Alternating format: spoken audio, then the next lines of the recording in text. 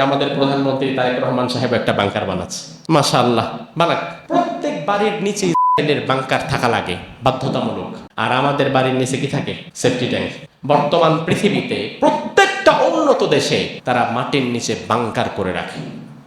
Israel 1951 সালের civil defence আইন করেছে, প্রত্যেকটা বাড়ির নিচে, অ্যাপার্টমেন্ট ফ্ল্যাট প্লটের নিচে বাধ্যতামূলক বাংকার থাকতেই হবে। বাংকার ছাড়া কোনো হাউস সিভিল ডিফেন্স আইন অনুযায়ী পারমিট করে না। শপিং মলের নিচে বাংকার থাকবে, ফ্ল্যাটের নিচে, বাড়ির নিচে বাংকার থাকবে। তার কারণ যে কোনো সময় যদি আক্রমণ আসে, সাইরেন বেজে উঠবে, আশেপাশের বাংকারের দরজাগুলো খুলে যাবে, যেন সকলে বাংকারের নিচে চলে যেতে পারে। এজন্য আপনি দেখবেন এই চলমান সংঘাত যেটা চলল এতদিন, ইরান শত শত মিসাইল করেছে, অনেক মিসাইল আয়রন ফেরাতে পারে নাই, মাটিতে ডিরেক্ট আঘাত করেছে। এমন শত শত মিসাইল পরেও ইসরায়েলের ক্ষয়ক্ষতির পরিমাণ দাঁড়ায় 2, 4, 5, 7 জন। অথচ কথা ছিল হাজার হাজার লাখ লাখ। যেমন এখানে একটা মিসাইল সব একসাথে শেষ, অথচ ইসরায়েল অ্যাটাক হচ্ছে, সাইরেন বেজে উঠছে, বাংকারের দরজা খুলে যাচ্ছে, সকলে বাংকারের ভিতরে ঢুকে যাচ্ছে। যারা ঢুকতে পারতেছে না এরকম 2, 4 জন মরছে। তো এই জায়গা থেকে তারা বাংকারের একটা চমৎকার আইডিয়া তারা গ্রহণ করে ফেলেছে। সুইজারল্যান্ড সকল মানুষের জন্য বাংকারের সিস্টেম তারা চালু করেছে। অবশ্য আমরা আমাদের প্রধানমন্ত্রী তারেক রহমান সাহেব একটা বাংকার বানাচ্ছে, মাশাআল্লাহ। বানাক। এখন বাংকারের যে পদ্ধতি, প্রত্যেক বাড়ির নিচে বাংকার থাকা লাগে, বাধ্যতামূলক। আর আমাদের বাড়ির নিচে কি থাকে? সেফটি ট্যাঙ্ক, যেন ঢোকা যায় তাড়াতাড়ি। বাথরুমের ট্যাঙ্কি একটা বানাইতেই হবে।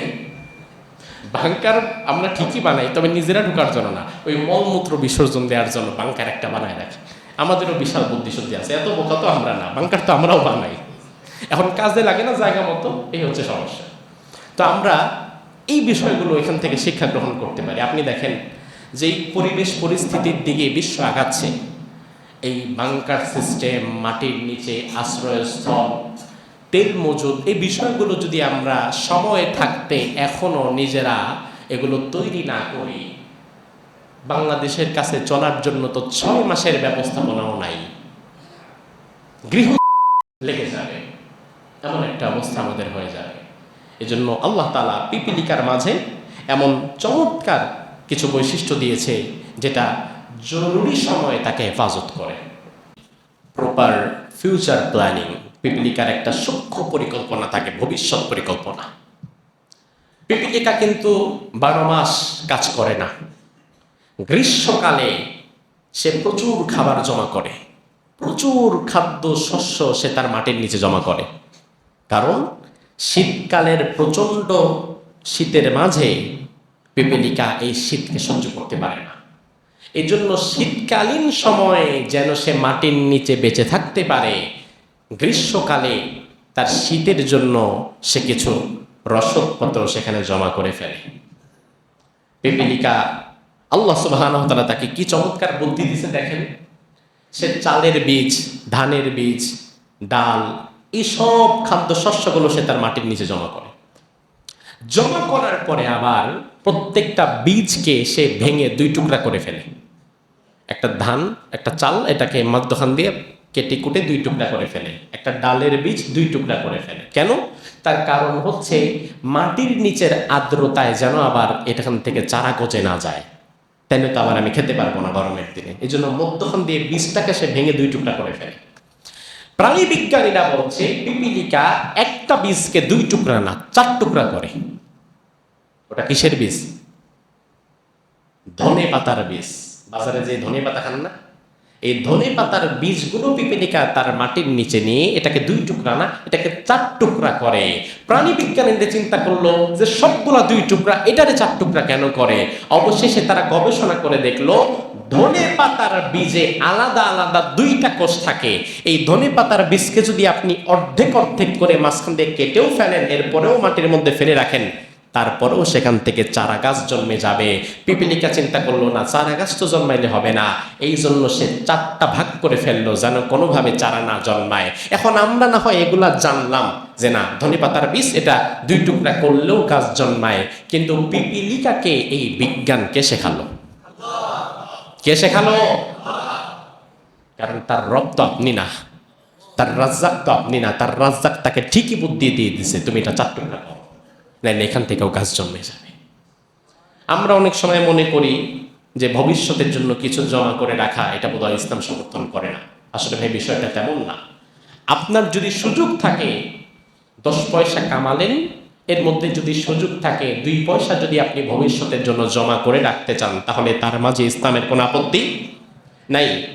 আল্লাহর হাবিব সহিহ বুখারীর 5357 নম্বর হাদিসের মধ্যে বললেন, عن عمر رضي الله عنه أن النبي صلى الله عليه وسلم كان يبيع نخل بني النضير ويحبس لأهله قوت سنتهم।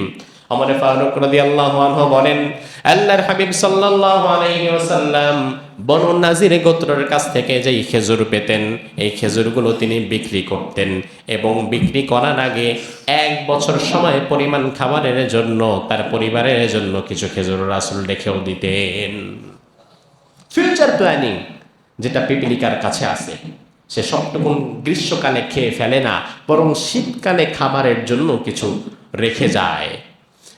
সবচেয়ে চমৎকার বিষয় পিপিলিকার কাছ থেকে যেটা আমরা শিক্ষা গ্রহণ করতে পারি সেটা হচ্ছে সামাজিক ঐক্য এবং পরার্থপরতা। আপনি কোনোদিন দেখবেন না যে আপনি 1 ফোঁটা মধু ফেলে রাখেন বা কিছু খাদ্য কণা ফেলে রাখেন, আপনি কোনোদিন দেখবেন না যে এখানে কেবল একটা পিপিলিকা। হয়তো পিপিলিকা থাকবে না, আর যদি থাকে তাইলে কি এক নাকি একাধিক? কথা কয় না, একাধিক। কারণ পিপিলিকার মাঝে এমন একটা কনসেপ্ট আছে, প্রত্যেকটি খাবার সেটা যত বড় হোক বা ক্ষুদ্রই হোক না কেন, পিপিলিকা কোনোদিন সেটা একা খায় না। সেই খাবারের সন্ধান পাওয়ার সাথে সাথে সে আবার তার পরিবারের কাছে ফিরে যায়, গর্তে ফিরে যায়। মহল্লাবাসীর মধ্য থেকে যারা শ্রমিক সকলকে নিয়ে পিপিলিকা আসে যেন সবার জন্য খাদ্য এখান থেকে নিয়ে যাওয়া যায়। এটা পিপিলিকার মানসিকতা, একা খাবো না, সবাই মিলে খাবো। আর একা খাওয়ার মানসিকতা হচ্ছে কুত্তার মানসিকতা। খারাপ লাগলো শুনতে? একাই সব খাবো আর কেউ খাবে না দুনিয়াতে, আমি একাই সব খেয়ে ফেলবো, এই মানসিকতা আমাদের অনেক মানুষের মধ্যে আছে না নাই? খাই খাই খাই, ওনারই সব লাগবে, ব্যাংক ব্যালেন্স, বাড়ি গাড়ি, কোনো কিছু অভাব নাই, তারপরেও ধান্দাবাজি করবে, কালোবাজারি করবে, সিন্ডিকেট করবে, পয়সা পাতি কামাবে, জুলুম করবে, এমন মানুষ আমাদের সমাজে নাই? এই মানসিকতা হচ্ছে কুকুরের মানসিকতা। আপনি কোনোদিন দেখবেন না কুকুরের সামনে একটা আস্তা মরা গাই ফেলে রাখেন, কুকুরের জীবনও ক্ষমতা নাই পোড়া মরা গাইটা খেয়ে ফেলবে। কুকুর জানে এটা খাইতে গেলে আমার মতো আরো 100টা লাগবে, তাও খায় শেষ করতে পারবে না। কিন্তু এরপরও দেখবেন খাওয়া শুরু করলে কুত্তা যদি আরেকটা ডান বাম থেকে যায়, এরও দৌড়ায় পাঠায় দেয় যে আমার এলাকার দিকে তুই তাকাবি না, এই পুরাটা আমি খাই ফেলবো, আমার এলাকার সাদার ভাগ যেন অন্য এলাকার কেউ না খায়, এই টোটালটা আমার। এই খাই খাই মানসিকতা, নিজেই সব খেয়ে ফেলবো, এই মানসিকতা কুকুরের মানসিকতা। আর পিপিলিকার মানসিকতা হচ্ছে আমি যেখানে থাকবো আমার সবাইকে নিয়ে আমি খাবো। আল্লাহ তাআলা কুত্তার নামে সূরা দেয় নাই, সূরা দিয়েছে পিপিলিকার নামে, যেন কুকুরের বৈশিষ্ট্য না, পিপিলিকার ভালো বৈশিষ্ট্য আপনার মধ্যে থাকে। কিন্তু আনফরচুনেটলি আমাদের মাঝে কুত্তার বৈশিষ্ট্য হয়ে গেছে, পিপিলিকার বৈশিষ্ট্য না। আমাদের মাঝে আল্লাহ তাআলা মৌমাছির নামে সূরা দিলেন যেন মৌমাছির বৈশিষ্ট্য আমাদের মধ্যে থাকে, অথচ মৌমাছির বৈশিষ্ট্য নাই, আমাদের মধ্যে মাছির বৈশিষ্ট্য ঢুকে গেছে। মাছি যেমন মিষ্টি পাইলে সেখানেও যায়, আবার বাথরুমের ময়লা পাইলে সেখানেও যায়। তা আমাদের মধ্যে কিছু মানুষ আছে, এরা মসজিদেও আসবে, মাজারেও যাবে, এরা ইমাম সাহেবের পেছনে নামাজে যেমন নিয়ত করবে, ইমামকে যেমন মসজিদের ইমামকে যেমন গুরুত্ব দিবে, আবার সমাজের হারামখোর নেতার পেছনে অন্ধভাবে তেমন অনুসরণ করবে। এরা যেখানে পায় সেখানেই যায়, এটা মাছির বৈশিষ্ট্য। আল্লাহ তাআলা তোমাকে মাছি না, আল্লাহ তাআলা তোমাকে মৌমাছি বানাতে চায়, এই জন্য মৌমাছির নামে সূরা দিয়েছে। আল্লাহ তাআলা তোমাকে কুকুর না, আল্লাহ তাআলা তোমাকে পিপিলিকার চমৎকার বৈশিষ্ট্য দেওয়ার জন্য পিপিলিকার নামে সূরা দিয়েছে। পিপিলিকার কাছ থেকে 4 নাম্বার চমৎকার যে বৈশিষ্ট্য আমরা শিখতে পারি সেটা হচ্ছে ডিফেন্স অ্যান্ড সার্ভাইভাল। পিপিলিকার ডিফেন্স সিস্টেমটা খুব চমৎকার। পিপিলিকা, বিজ্ঞানীরা বলে, প্রাণীবিদরা বলে, পিপিলিকা স্বাভাবিকত তারা মাটির 5 থেকে 10 ফুট পর্যন্ত গর্ত করে করে করে করে নিচের দিকে যেতে পারে। অর্থাৎ আমাদের মতো মানুষ প্রায় কয়টা? 10 ফুট হইলে কয়টা? 2টা মানুষ হবে প্রায়, এতটা পর্যন্ত মাটির নিচে সে গর্ত করে চলে যায়। তার কারণ এই যে শীতকালে সে বাইরে বেরোতে পারবে না, তার খাবারগুলো জমা করে রাখতে হবে। আবার মাটির উপর দিয়ে গাড়ি যায়, ট্রাক যায়, কত মানুষ হাঁটে। মাটির উপরে ঘর বানালে এই ঘর তো স্থায়ী হবে না, কিন্তু মাটির নিচে একটা সুরক্ষিত জায়গায় সে এমনভাবে তার বাংকারটা তৈরি করে যেখানে সে নিজেও সেফ থাকবে, তার পরিবারবর্গ সেফ থাকবে, তার খাবার দাবারের জিনিসগুলো সেফ থাকবে। এজন্য দেখা যায় মাঝে মাঝে দেখবেন একটা এলাকা বন্যা হয়ে 1 মাস লাগাতার বন্যার পানি ঘরের ভেতর থেকে নামে নাই, এমন এলাকা আছে না নাই? তো পিপিলিকা যদি একদম মাটির উপরের দিকে থাকতো তাইলে ওই এলাকায় আর জিন্দেগিতে কোনোদিন কোনো পিঁপড়াই খুঁজে পাইতেন না, সব তো মরে গেছে 1 মাসের মধ্যে। কিন্তু আপনি দেখবেন পানি যখন আস্তে আস্তে শুকায়, তো কয়েক মাস পরে পিপিলিকাগুলো মাটির নিচ থেকে আবারও বের হয়ে যায়, কারণ তারা তো মাটির 5 থেকে 10 ফুট গভীরে চলে গেছে, এত নিচে তো বন্যার পানিও যায় নাই। আবার এই 6 মাস তার জীবন চালাবার জন্য ওই যে ফিউচার প্ল্যানিং, কিছু খাদ্য শস্য তো সেখানে সে জমা করে রেখেছে, এজন্য তার বের হওয়াও লাগে নাই। এই পিপিলিকার কাছ থেকে আমরা বাংকার সিস্টেম শিখতে পারি।